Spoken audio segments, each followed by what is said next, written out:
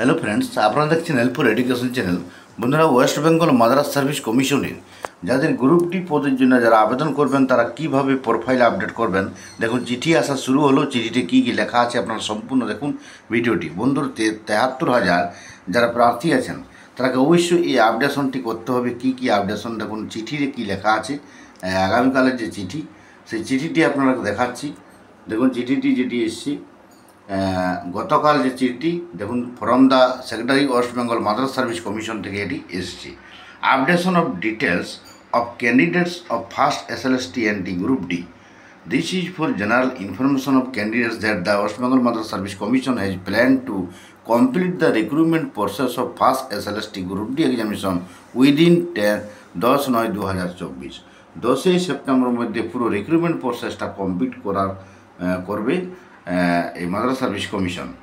এই জন্য কী বলা হয়েছে, সমস্ত ক্যান্ডিডেট যাদের নাম আছে সে 73,000 যাদের এই জন্য চিঠি আসছে তাদের নাম রেজিস্ট্রেশন নাম্বার দিয়ে আপনার ডিস্ট্রিক্ট ওয়াইজ একটা যে লিস্ট বেরিয়েছে অ্যালফাবেটিক্যালি, সেই ডিস্ট্রিক্ট ওয়াইজ যে লিস্ট, সেই লিস্টটা ডাউনলোড করে সেখান থেকে দেখে নেবেন। এবং এরকম একটা চিঠি আসছে, সেই চিঠিতে আপনাদের লেখা থাকছে এটা।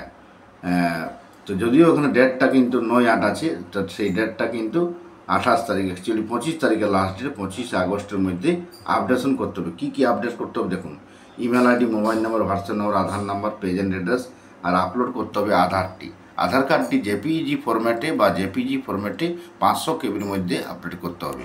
আরও বিস্তারিত জানার জন্য এই নম্বরে কল করতে বলা হয়েছে।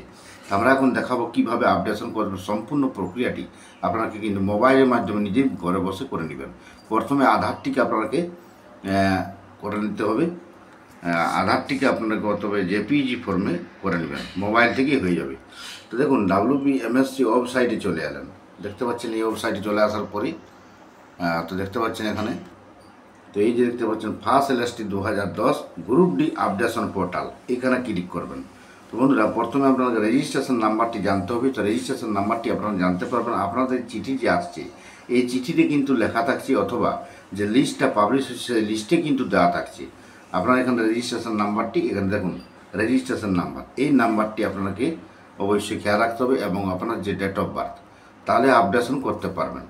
তো দেখুন আমরা ওয়েবসাইটে চলে এসেছি। এই ওয়েবসাইটে চলে আসার পর দেখতে পাচ্ছেন সরকারি ওয়েবসাইট মাদ্রাস সার্ভিস কমিশনের, এই যে ফার্স্ট এসএলএসটি এই গ্রুপ ডি, এটাকে ক্লিক করবেন। তো তার আগে আমি দেখিয়ে দিচ্ছি, এই যে লিস্টটা পাবলিশ হচ্ছে সেই লিস্টটা আপনারা ডাউনলোড করে নেবেন। এই লিস্টে আপনাদের নাম আছে কিনা দেখে নেবেন। তো অবশ্যই চিঠি আসছে, সেই চিঠি আসার পরে আপডেশন করবেন, সবথেকে ভালো হবে। তো দেখুন ফার্স্ট এসএলএসটি, এখানে আপনারা ক্লিক করবেন। এখানে ক্লিক করার পরে এরকম একটা পেজ বের হয়ে যাচ্ছে। দেখুন এখানে রেজিস্ট্রেশন নাম্বার চাইছে এবং ডেট অফ বার্থ দিয়ে আপনারা আপডেট করতে পারবেন। এই ডকুমেন্টসগুলি আপনাকে আপডেট করতে হবে। তো প্রথমে আমরা দেখে নেব, এখানে আমরা ক্লিক করে দিচ্ছি। দেখতে পাচ্ছেন এখানে রেজিস্ট্রেশন নাম্বারটি এখানে বসতে বলা আছে। রেজিস্ট্রেশন নাম্বার, আপনার যে ডেট অফ বার্থ, সেই ডেট অফ বার্থটি বসালেন, বুঝলেন। এখানে ডেট অফ বার্থ বসানো হলো। তো এই যে ডেট অফ বার্থ বসানো হয়ে গেলে লগ ইন করবেন। লগ ইন করে যাওয়ার পরে আরেকটা নতুন পেজ চলে আসবে। সেই নতুন পেজটা আপনাকে দেখিয়ে দিচ্ছি। এই নতুন পেজটা চলে এলো। এই পেজে কিন্তু আপনার পুরো ডিটেলস কিন্তু এখানে লেখা থাকবে। দেখুন online updation portal of first SLST group D. এখানে রেজিস্ট্রেশন নাম্বার এগুলো আমি মুছে দিয়েছি প্রাইভেসির জন্য। ফুল নেম, ফাদার্স নেম, আর প্রেজেন্ট আপনার যে কিসের কোন ডিস্ট্রিক্টের জন্য অ্যাপ্লাই করেছেন এগুলো লেখা থাকবে। আর এখানে দেখুন প্রথমে এখানে ইমেল আইডি এখানে ফাঁকা ছিল, এগুলো আমরা নতুন করে আপডেট করেছি। Mobile number, WhatsApp number, Aadhaar number, প্রথমে 4টি ঘর। এই 4টি ঘর খুব গুরুত্বপূর্ণ, এগুলি কিন্তু আপনাকে লিখে দিতে হবে, আপডেট করে নিতে হবে। এরপরে আপনার দেখুন পরের নম্বরে এখানে প্রেজেন্ট অ্যাড্রেস, ফুল অ্যাড্রেস দেওয়া থাকবে। যে অ্যাড্রেসটা দেওয়া থাকবে সেটাই যদি আপনার ঠিক হয় তাহলে এখানে ক্লিক করবেন। এই সবুজ কালার এখানে ক্লিক করলে আপনার কিন্তু এটাও নিয়ে নেবে। আর যদি ঠিকঠাক না থাকে তাহলে আপনি নতুন করে অ্যাড্রেসগুলি বসাতে পারবেন। তো এটা হয়ে গেলো। এরপরে আপনাকে এখানে আপলোড করতে হবে আধার কার্ডটি। আধার কার্ডটি আপলোড করার পরে এখানে আপনারা টিক চিহ্ন দেবেন এবং সাবমিটে ক্লিক করবেন। সাবমিটে ক্লিক করলে কিন্তু আপনার সাবমিট হয়ে যাবে। সাবমিট সাকসেসফুলি কথাটি লেখা আসবে। তো এইভাবে একদম সহজ পদ্ধতি নিজের মোবাইল থেকেই ঘরে বসে করে নেবেন। শুধুমাত্র এই যে আধারটি, এই আধারটি আপনাকে জেপিইজি ফরম্যাটে করে নেবেন এবং নিজের এখানে ক্লিক করলে এই সিলেক্ট যে ডকুমেন্টস, সেখানে ক্লিক করলে কিন্তু আপলোড করতে পারবেন, কোনো অসুবিধা নেই। এখানে ঘরে বসে মোবাইল থেকেই করে নিতে পারবেন।